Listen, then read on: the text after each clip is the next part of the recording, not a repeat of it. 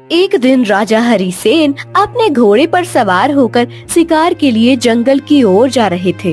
तभी राजा की नजर एक स्त्री पर पड़ी। राजा उस स्त्री की सुंदरता पर मोहित हो जाता है और उससे विवाह करने के लिए आतुर हो जाता है। राजा हरिसेन अपने घोड़े से उतरकर उस स्त्री के पास जाते हैं। हे सुंदरी, तुम कौन हो और कहाँ रहती हो? पहले आप बताइए, आप कौन हो और आप यह सब क्यों पूछ रहे हो? सुंदरी, मैं उज्जैन नगरी का राजा हरिसेन हूँ। मैं तुम्हारे इस तेजस्वी और आकर्षक रूप को देखकर मोहित हो चुका हूँ और मैं तुमसे विवाह करना चाहता हूँ। क्या तुम मेरे साथ विवाह करने के लिए तैयार हो? हे राजन, मैं आपसे विवाह तो कर सकती हूँ, परंतु उससे पहले विवाह के लिए आपको मेरे पिताजी से आज्ञा लेनी होगी, क्योंकि मेरे माता पिता ने मुझे जन्म दिया है और मैं उनकी आज्ञा के विरुद्ध जाकर कोई ऐसा कार्य नहीं करूँगी जिससे मुझे मेरे पूरे जीवन में पछताना पड़े। राजा हरिसेन उस सुंदर स्त्री की बात सुनकर सहमत हो जाते हैं। इसके बाद राजा हरिसेन उस सुंदरी के पिता के पास आ जाते हैं। हे महाराज, मैं उज्जैन नगरी से आया हूँ और मैं वहाँ का राजा हरिसेन हूँ। मैंने जैसे ही अपने राज्य को पार करके आपके राज्य में प्रवेश किया तो मुझे आपकी ये सुंदर पुत्री दिखाई दी। आपकी बेटी को देखकर मैं इससे प्रेम कर बैठा हूँ और इससे विवाह करना चाहता हूँ। उसके बाद उस सुंदरी का पिता बहुत सोच विचार करता है और काफी सोच विचार करने के बाद वह राजा हरिसेन को अपनी बेटी से विवाह करने की अनुमति दे देता है। इस प्रकार वह राजा अपनी बेटी रुक्मणी का और राजा हरिसेन का विवाह करवा देता है। राजा हरिसेन अपनी सुंदर पत्नी रुक्मणी को लेकर अपने राज्य आ जाता है। उस राजकुमारी से विवाह करने के बाद राजा हरिसेन बहुत खुश थे, क्योंकि रुक्मणी जैसी सुंदर स्त्री उनके राज्य में कोई नहीं थी। ऐसे ही कुछ दिन बीत जाते हैं। राजा हरिसेन अपनी पत्नी की सुंदरता में डूब जाते हैं। वो इतने डूब गए थे कि अपने राज्य के प्रति कर्तव्यों को भी भूल गए थे। ऐसे करते करते कुछ महीने बीत जाते हैं। एक दिन राजा हरिसेन अपने सैनिकों के साथ अपने राज्य से बाहर जंगल में शिकार खेलने के लिए जाते हैं। राजा जंगल में एक हिरन का शिकार कर लेते हैं। हिरन बेचारा घायल होकर गिर जाता है और पूरा लहूलुहान हो जाता है। उस घायल हिरन को देखकर राजा हरिसेन अपने मन में ही सोचने लगा, मैं अपनी पत्नी रुक्मणी से बहुत प्रेम करता हूँ, परंतु आज मैं अपनी पत्नी रुक्मणी की परीक्षा लूंगा और ये देखूंगा कि जितना प्रेम मैं करता हूँ, क्या उतना प्रेम मेरी रानी रुक्मणी भी मुझसे करती है। कुछ सोच विचार करने के बाद राजा हरिसेन अपने एक सैनिक को बुलाते हैं। सेनापति, मैं महारानी रुक्मणी की परीक्षा लेकर ये देखना चाहता हूँ कि वो मुझसे कितना प्रेम करती है। अब तुम्हें एक काम करना होगा। मैं तुम्हें इस हिरन के खून से भिगोकर अपने आभूषण देता हूँ और तुम इन आभूषणों को लेकर महल में जाओ। उसके बाद तुम रानी रुक्मणी से जाकर कहना कि जंगल में शिकार करते समय महाराज को एक शेर ने मार दिया। हो सकता है कि ये सुनने के बाद भी रानी रुक्मणी तुम्हारी बातों पर विश्वास न करे, तो तुम मेरे खून से लथपथ आभूषण दिखा देना। नहीं महाराज, मेरा इतना बड़ा दुस्साहस नहीं कि मैं रानी साहिबा से इतना बड़ा झूठ बोल सकूं। सेनापति, मैं तुम्हारा राजा हूं और मेरा हुक्म मानना तुम्हारा फर्ज है। जाओ जल्दी यहाँ से, जाओ। ऐसा सुनकर सैनिक राजा के आभूषण लेकर महल की ओर रवाना हो जाता है। सैनिक राजमहल पहुँच जाता है। वहाँ जाकर रोते हुए रानी रुक्मणी से कहता है, हे रानी साहिबा, गजब हो गया। अभी अभी कुछ क्षण पहले मैं और महाराज शिकार के लिए जंगल गए थे। हम जैसे ही जंगल पहुंचे, वहां पर एक शेर ने महाराज पर आक्रमण कर दिया और इसी कारण महाराज की मृत्यु हो गई और वो शेर महाराज को पूरा खा गया। मूर्ख सैनिक, तुम्हें शर्म नहीं आती? तुम अपनी रानी साहिबा से अपने महाराज की मृत्यु का इतना बड़ा झूठ बोल रहे हो अगर मेरे पति यानी इस राज्य के राजा एक शेर के झपटे में अगर मर गए तो तुम कैसे बच गए? रानी साहिबा, जिस समय महाराज पर शेर ने हमला किया था, उस समय मैंने वृक्ष के ऊपर चढ़कर प्राण बचाए थे और भागा भागा महल आ गया। अब सैनिक खून से लथपथ राजा के आभूषण रानी रुक्मणी को दिखाता है। महारानी रुक्मणी ने जैसे ही महाराज के खून से सने हुए आभूषण देखे तो उन्हें महाराज के मरने का विश्वास हो गया। उसी क्षण उस सदमे से रानी रुक्मणी की भी मौत हो जाती है। दूसरे दिन जब राजा हरिसेन अपने महल में जंगल से वापस आते हैं तो महल में देखते हैं कि रानी रुक्मणी का तो स्वर्गवास हो गया है। राजा वहीं पर जोर जोर से रोने लगा। हे भगवान, ये तूने क्या कर दिया? मैंने अपनी मृत्यु की झूठी खबर फैलाकर अन्याय कर दिया। मैं तो सिर्फ परीक्षा ले रहा था, लेकिन मुझे क्या पता था मेरी प्रिय रानी मेरे वियोग में खुद के प्राण दे देगी।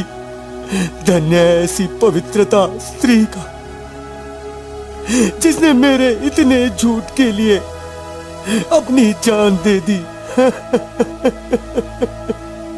अब राजा को समझ में नहीं आ रहा था कि आखिर वो क्या करे। तभी वहाँ पर एक साधु आ जाता है। साधु वहाँ आते ही अपना कमंडल जोर से नीचे फेंकते हैं और वो कमंडल फूट जाता है। हे राजन, तुम क्यों रो रहे हो? राजा को ऐसा रोना शोभा नहीं देता। ये बात सुनकर राजा ने सारी कहानी साधु को बता दी कि कैसे मेरे एक झूठ ने मेरी प्रिय रानी रुक्मणी की जान ले ली। हे राजन, अब इनकी मृत्यु का शोक मनाने में कोई फायदा नहीं। जिस प्रकार मेरा ये टूटा हुआ कमंडल पहले जैसा नहीं बन सकता, उसी प्रकार अब रानी रुक्मणी भी जिंदा नहीं हो सकती है। हे सिद्ध साधु, आप चाहे तो मेरी रुक्मणी को जिंदा कर सकते हो। हे प्रजाजनक, मैं तुम्हारी पत्नी को अपनी सिद्धि से जीवित कर सकता हूँ, लेकिन मेरी भी एक शर्त है। मुनिवीर, मैं आपका हर शर्त मानने को तैयार हूँ। आप बस एक बार मेरी रुक्मणी को जीवित कर दीजिए। और हाँ, आपकी शर्त क्या है वो भी मुझे बताइए। मैं अपने प्राण देकर भी उस शर्त को पूरा करूंगा। ये मेरा वचन है। मेरा शर्त ये है कि अगर आपके राज्य में कोई भी व्यक्ति मेरे इस कमंडल के जैसा कमंडल बना दे तो मैं तुम्हारी पत्नी को जिंदा कर दूंगा।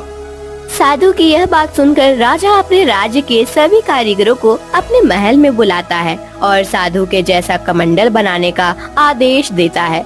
साथ ही राजा यह घोषणा भी करता है कि जो भी साधु के कमंडल जैसा कमंडल बनाएगा उसको मैं अपने राज्य का आधा हिस्सेदार बना दूंगा। राजा की यह बात सुनकर सभी कारीगरों ने आधा राज्य पाने के लालच में सुंदर सुंदर कमंडल बनाए, पर किसी भी कारीगर द्वारा उस साधु के कमंडल जैसा कमंडल नहीं बना। हे राजन, मुझे नहीं लगता कि मेरे जैसा कमंडल कोई यहाँ पर बना पाएगा। अब मुझे यहाँ से जाने की आज्ञा दे। हे मुनिवर, हम आपकी ये शर्त तो पूरी नहीं कर पाए। आप चाहे तो मेरा प्राण ले लीजिए, बस एक बार मेरी रुक्मणी को जिंदा कर दीजिए। मैं आपके एहसान जिंदगी भर नहीं भूलूंगा। अब राजा के बार बार विनती करने पर साधु को दया आ जाती है और महारानी को फिर से जिंदा कर देते हैं। राजा अपनी पत्नी को फिर से जिंदा देखकर बहुत प्रसन्न होता है। इसके बाद वह साधु वहां से चला जाता है। अब राजा हरिसेन अपनी पत्नी के प्रेम में इतना अंधा हो गया कि अपने राजकाज का सारा काम छोड़ बैठा और अपना पूरा समय अपनी पत्नी के साथ गुजारने लगा। राजा हरिसेन का एक छोटा भाई था जिसका नाम तारुण सेन था। राजा हरिसेन के इस तरह के व्यवहार को देखकर राजा का छोटा भाई तरुण बहुत परेशान रहने लगा। एक दिन वह हिम्मत करके अपने बड़े भाई हरिसेन के पास आता है। भैया, आप मेरे बड़े भाई हो और इस राज्य के राजा भी हो। आपका कर्तव्य इस राज्य की रक्षा करना, परंतु आप एक स्त्री के मोह में पड़ चुके हो। आपको उस स्त्री के अलावा और कुछ नहीं दिखाई दे रहा। तरुसेन बेचारा इस तरह की बातें अपने भाई को बार बार समझाता, परंतु वह राजा अपनी पत्नी के मोह में इतना अंधा हो गया था कि उसे कुछ भी समझ नहीं आ रहा था। एक दिन राजा हरिसेन का छोटा भाई तरुण सेन अपने अस्तंबल में जाता है। वहाँ पर उसे कुछ घोड़े बहुत ही कमजोर दिखाई पड़ते हैं।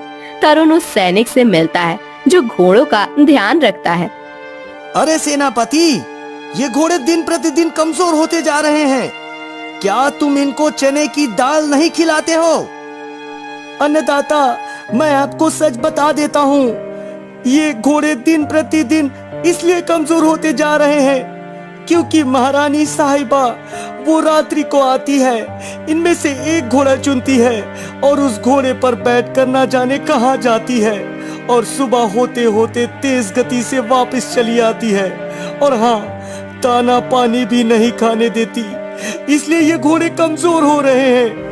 राजा का छोटा भाई तरुण सैनिक से यह बात सुनता है तो वह आश्चर्यचकित रह जाता है कि मेरी भाभी इतनी रात को कहाँ जाती है। यह बात सोच सोच कर बहुत परेशान होने लगता है।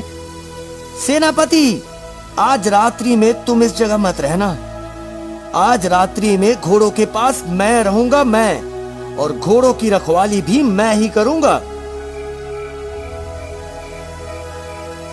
जैसे ही रात्रि होती है, तरुण देखता है कि उसके भाई की पत्नी आती है और उन घोड़े में से एक घोड़े को चुनती है और उस पर बैठती है। तभी तरुण उसके सामने आ जाता है और अपनी भाभी को जाने से रोक लेता है। देवर जी, हट जाइए मेरे रास्ते से। रुकिए, पहले आप मुझे बताइए, इतनी रात आप किससे मिलने जा रही हैं?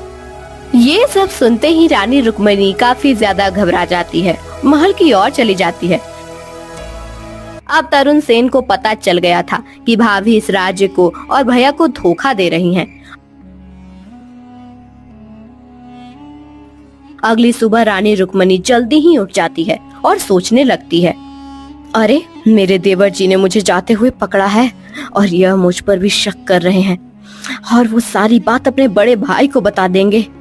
अब मैं क्या करूं? मुझे कुछ करना ही होगा ताकि मेरे पति मेरे देवर जी की कोई भी बात ना माने। राजा हरिसेन के उठने से कुछ समय पहले ही रानी फटे हुए कपड़े पहन लेती है और कक्ष में जमीन पर लेट जाती है। जैसे ही हरिसेन नींद लेकर खड़ा होता है, तभी रानी जोर जोर से रोने लगती है।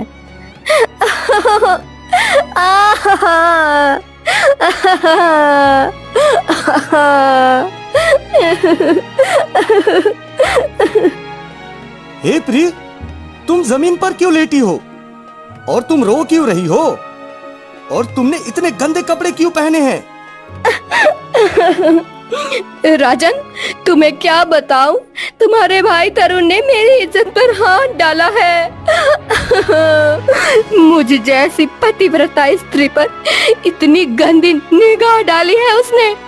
अब राजा हरिसेन अपनी रानी रुक्मिणी पर आंख मूंद कर विश्वास करता था। राजा जैसे ही ये बात सुनता है, तुरंत तरुण को अपने पास बुलाता है और उसे डांटने लगता है। तरुण, तुमने आज अपनी माँ के समान भाभी के साथ बहुत गलत किया है, इसलिए तुझे सजा मिलनी जरूरी है। दूर हो जा मेरी नजरों से और सदा के लिए राज्य छोड़कर चला जा। अपने जीवन में कभी भी तू इस राज्य में वापस मत आना।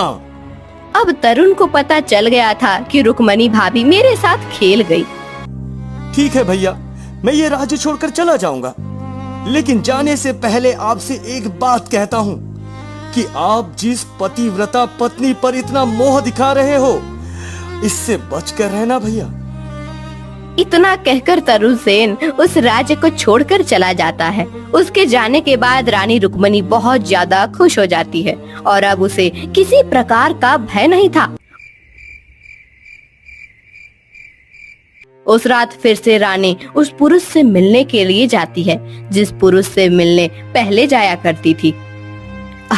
तुम इस जंगल में अब रोजाना मत आया करो और मैं भी रोजाना तुम्हारे पास इस जंगल में मिलने के लिए नहीं आऊंगी।